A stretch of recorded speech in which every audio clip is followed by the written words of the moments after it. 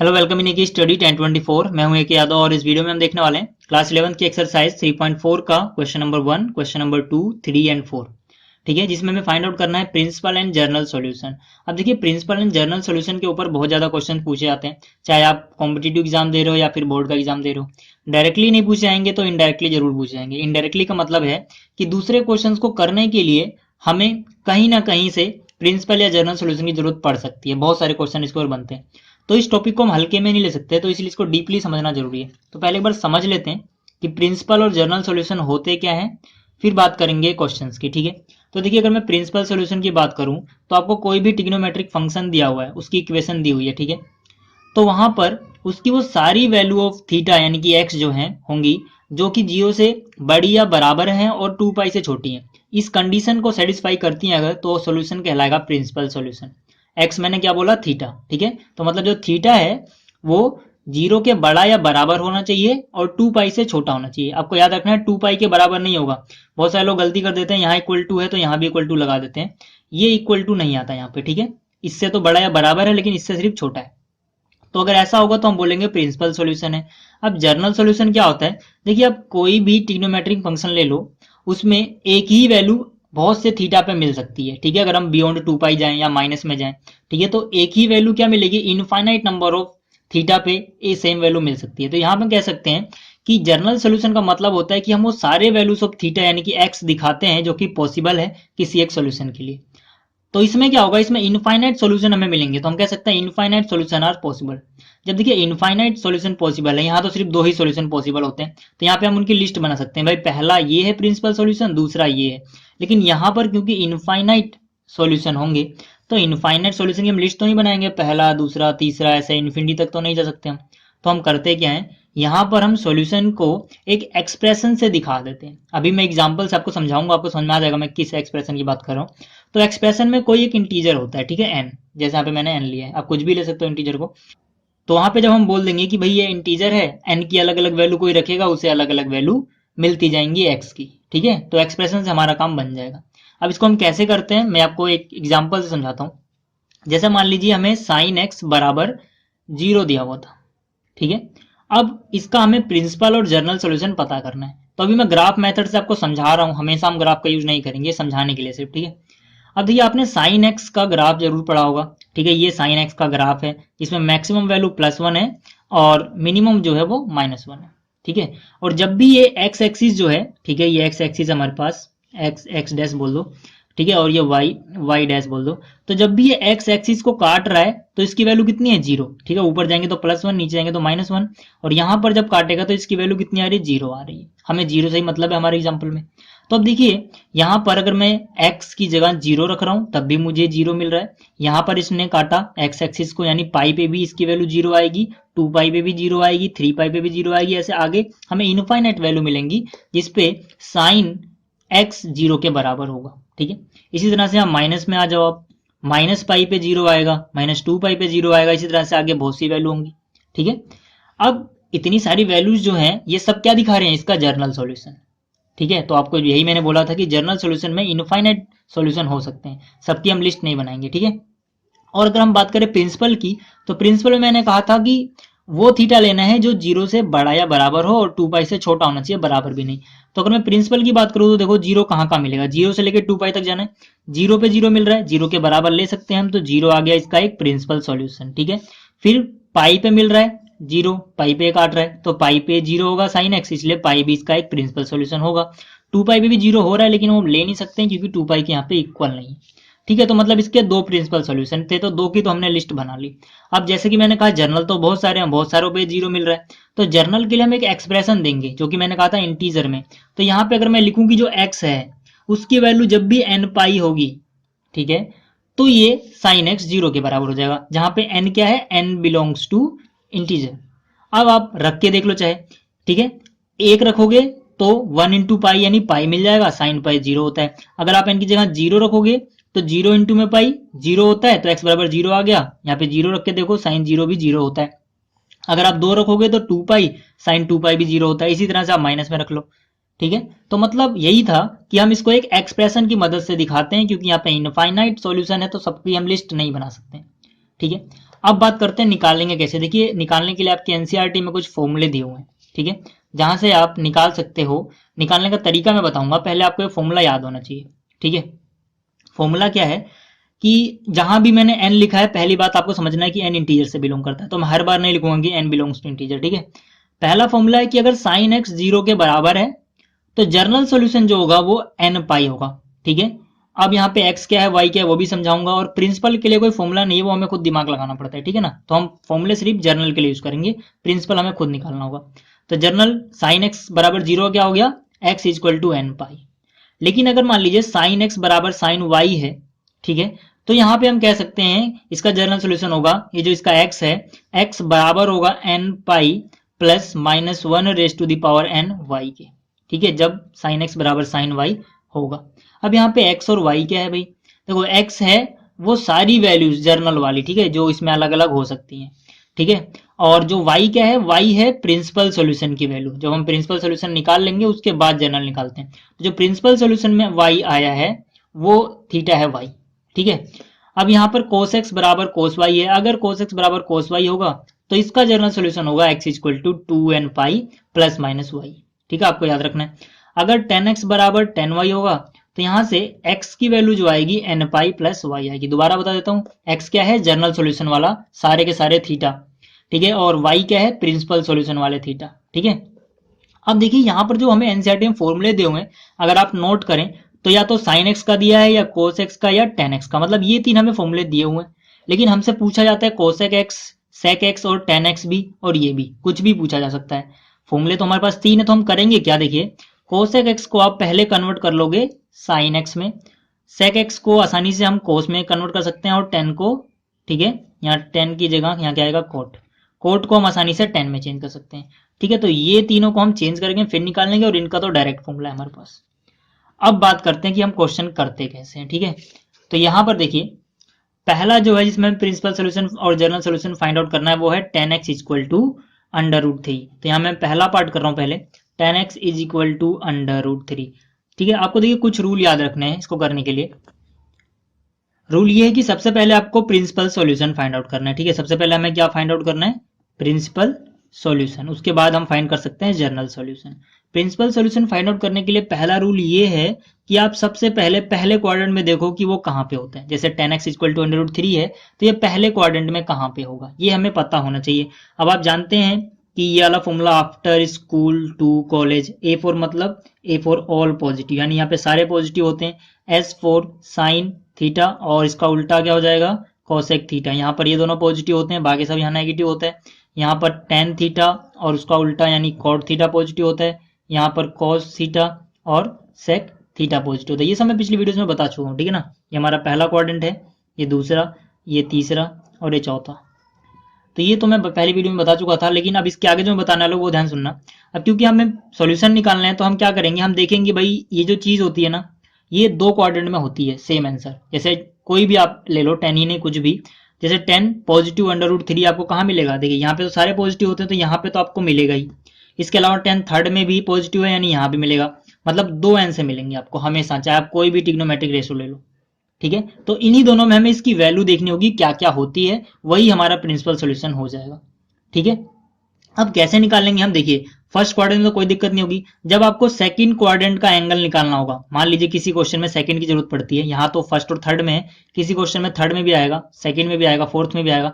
तो अगर सेकंड में आएगा तो आप क्या करोगे, ये होता है हमारा 0, ये होता है हमारा π/2, ये होता है हमारा पाई, ये होता है हमारा 3π/2 और ये फिर से 2π यहीं घूम के जाते हैं, ठीक है।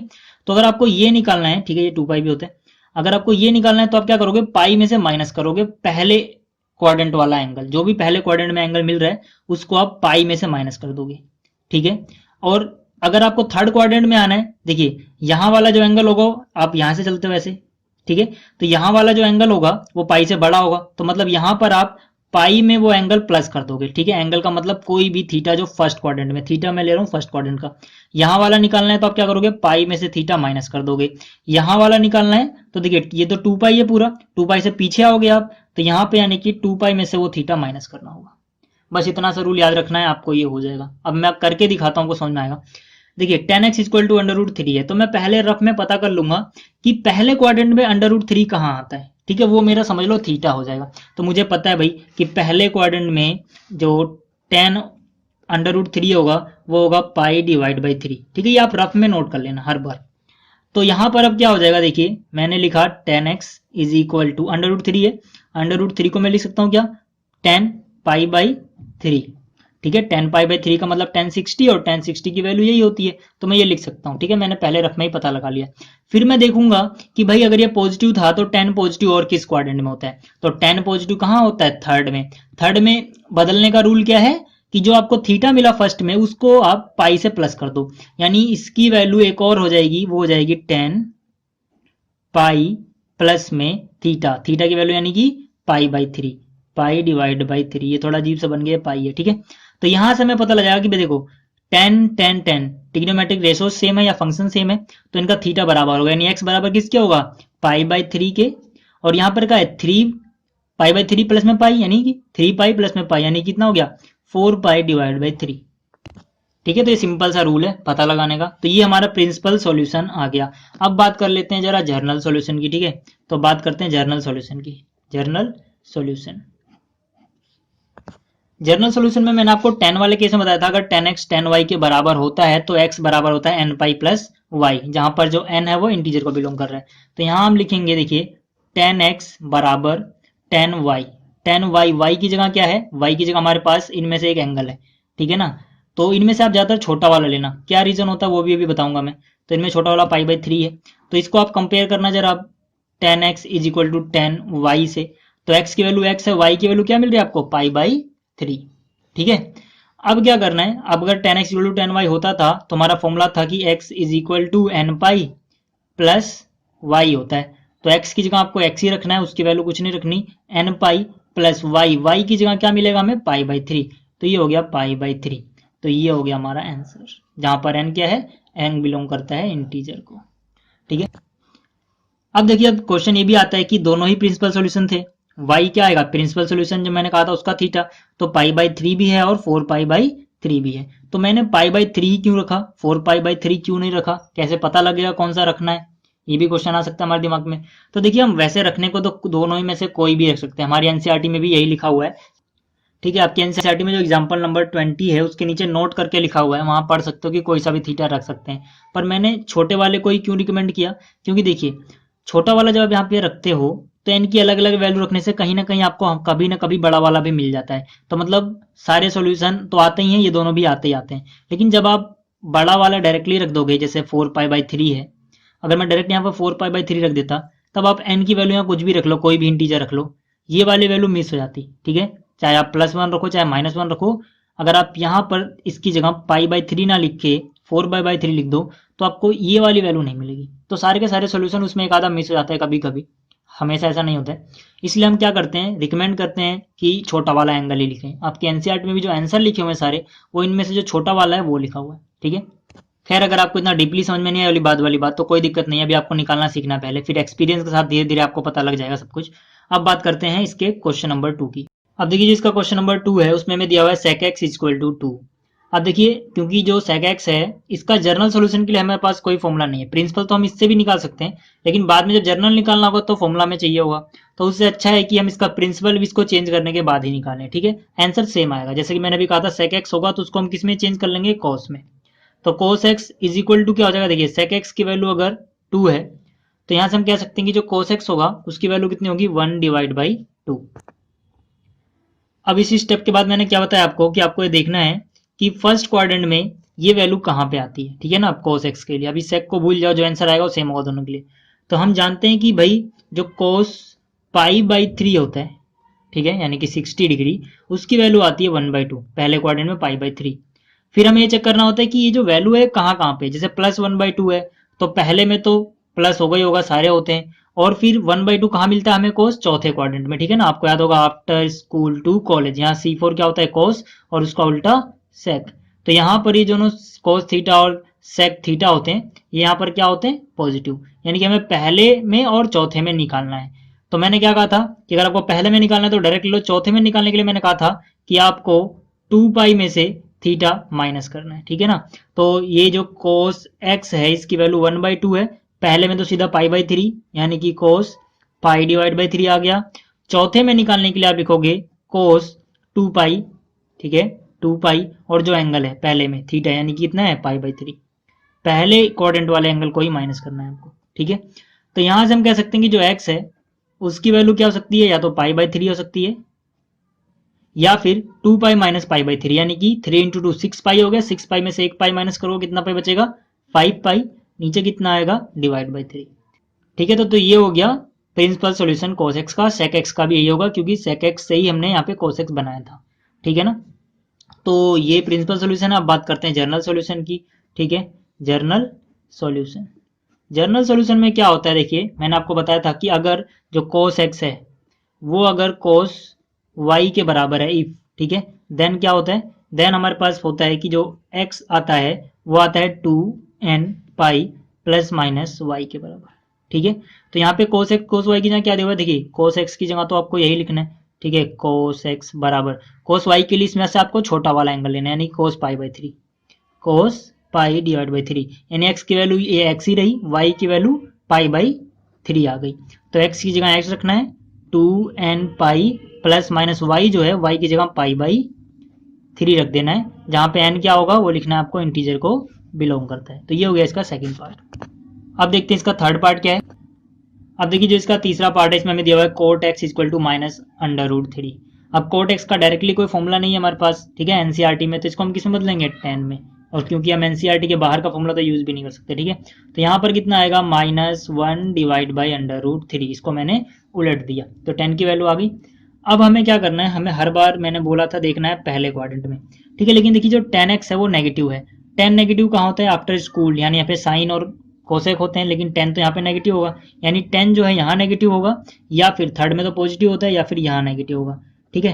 तो इस क्वाड्रेंट में जाना है हमें, सेकंड क्वाड्रेंट में। इसको जाने का तरीका मैंने क्या बताया था कि भाई आप पाई में से वो एंगल यानी कि थीटा माइनस कर दोगे जो पहले क्वाड्रेंट में ये वैल्यू होती है, ठीक है, माइनस भूल जाओ, 1/3 तो वैल्यू होती होगी पहले में, माइनस नहीं होता प्लस तो होता होगा, वही थीटा निकालना है, पाई में से माइनस करना, आप सेकंड में चले जाओगे, और फिर अगर आप 2 पाई में से माइनस कर दोगे तो आप यहाँ पे आ जाओगे, ठीक है ना, फोर्थ वाले में। तो अब देखिए माइनस थोड़ी देर के लिए भूलना होगा हमें, यहाँ पे मैं लिख रहा हूँ सिर्फ tan इक्वल टू 1/√3। हालांकि सवाल माइनस का नहीं है, लेकिन थीटा निकालने के लिए पहले क्वाड्रेंट में इसको हमें प्लस का लेना है। ये रफ वर्क है, याद रखना, ये रफ वर्क है, इसको फेयर में नहीं दिखाना आप लोग, ठीक है, जब भी आपके एग्जाम में आएगा। तो यहाँ पे हम कह सकते हैं कि भाई जो tan 30 होता है वो 1/√3 होता है। tan 30 का मतलब 10 पाई डिवाइड बाई 6, ठीक है, वो कितना होता है 1 डिवाइड बाई √3।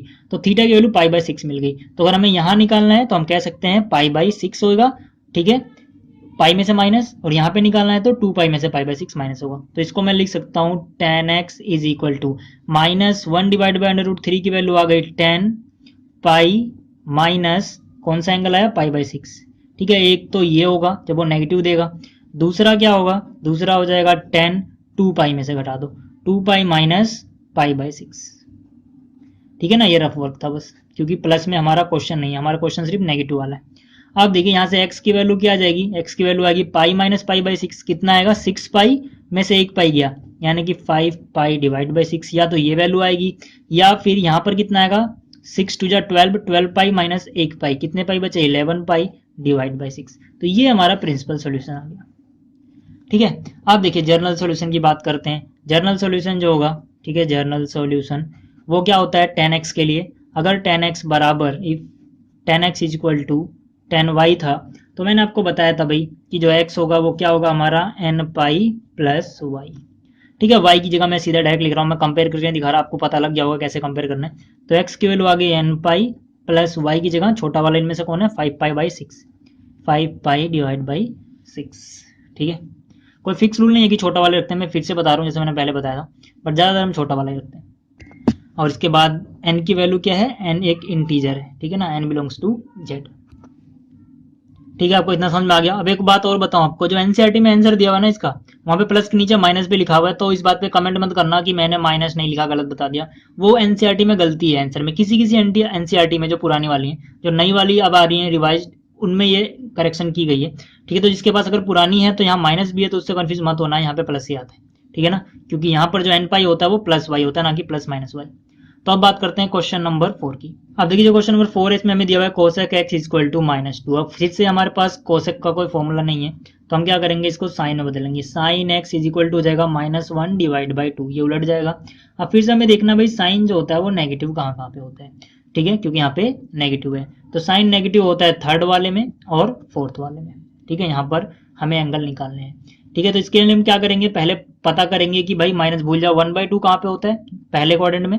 तो जब वो थीटा मिलेगा तो यहाँ पे हम क्या करेंगे, पाई में प्लस करते हैं थर्ड में आने के लिए, और यहाँ पर क्या करते हैं 2 पाई में से माइनस करते हैं, ठीक है, यहाँ पे आने के लिए। तो बस ये हमें करना है। अब देखिए अगर हम माइनस को थोड़ी देर भूल जाएं ताकि हमें थीटा निकाल सकें, तो हमें पता है साइन एक्स जो है वो 1/2 कब होता है, जब एक्स की जगह कितना आ जाए, पाई डिवाइड बाई 6, ठीक है। तो पाई डिवाइड बाई 6 यानी 1/2 हो गया। अब क्योंकि देखिए ये रफ वर्क है, क्यों कि रफ वर्क इसलिए है क्योंकि यहाँ पे हमें माइनस वाला निकालना था, हमने तो प्लस वाला निकाला सिर्फ ये निकालने के लिए। तो यहाँ पे एंगल क्या क्या होगा, थर्ड में आने के लिए हम पाई में थीटा यानी कि पाई बाई 6 माइनस कर देंगे, एक हमारा ये आंसर हो जाएगा। दूसरा हो जाएगा 2 पाई में से यानी पाई बाई 6 हम माइनस कर देंगे। तो यहाँ से मुझे मिलेगा sine x is equal to -1/2 की जगह मैं लिख सकता हूँ साइन, ठीक है, पाई प्लस में पाई बाई 6, और एक आंसर मैं लिख सकता हूँ sine 2 pi minus pi by 6, 2 pi minus pi divide by 6। तो यहाँ से देखिए x की क्या क्या वैल्यू हो जाएगी, पहली ये 6 पाई प्लस 1 पाई यानी कि 7 पाई डिवाइड बाई 6, दूसरी ये हो जाएगी, ठीक है, 2 पाई माइनस पाई बाई 6 यानी कि 6 दूनी 12, 12 में से 1 गया 11, तो 11 पाई डिवाइड बाई 6। तो ये हमारा क्या है, ये हमारा है प्रिंसिपल सॉल्यूशन। बात करते हैं अब जर्नल सॉल्यूशन की। तो देखिए जर्नल सॉल्यूशन में मैंने आपको क्या बताया था कि अगर इफ साइन एक्स बराबर आता है साइन वाई के, तो यहाँ से x की जो वैल्यू होती है वो होती है n pi plus -1 raise to the power n y, ठीक है। तो x की जगह x रखना, तो y की जगह आप ये रख दोगे, ठीक है। तो ये जाएगा n pi plus -1 raise to the power n, और y की जगह मैंने लिखा 7 पाई डिवाइड बाई 6। तो ये हो गया इसका जर्नल सॉल्यूशन, ठीक है। तो इस वीडियो में इतना ही, और अगर आपको इस चैप्टर के फॉर्मूले याद करने में दिक्कत हो रही है तो उनका ट्रिक मैंने बनाया था, वो इस वीडियो के डिस्क्रिप्शन में भी मिल जाएगा आपको, या इस वीडियो के जो ऊपर आई बटन होता है वहां से भी मिल जाएगा, ठीक है। तो आप वहां से देख सकते हैं। तो इस वीडियो में इतना ही, मिलते हैं फिर अगली वीडियो में, तब तक के लिए गुड बाय।